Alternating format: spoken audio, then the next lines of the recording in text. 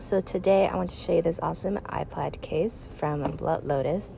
This iPad case fits on my iPad 10th generation, and it also comes with a keyboard. The keyboard lights up so you can see it in the dark, and then also it is magnet, so it sticks to the iPad case.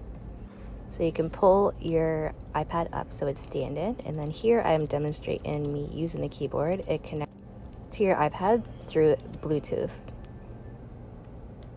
So it has a connect button to connect it with the Bluetooth, and then also an on and off switch. And then down here is where you can turn on the lights, and you can also change it so it's a solid color as well if you want.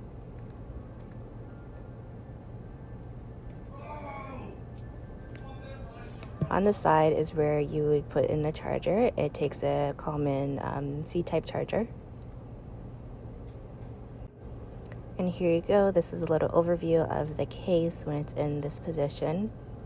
I think it's a very pretty mint green color. And also it has a little slot on the top where you can fit an iPad pen. So here is me putting it back in its closed position.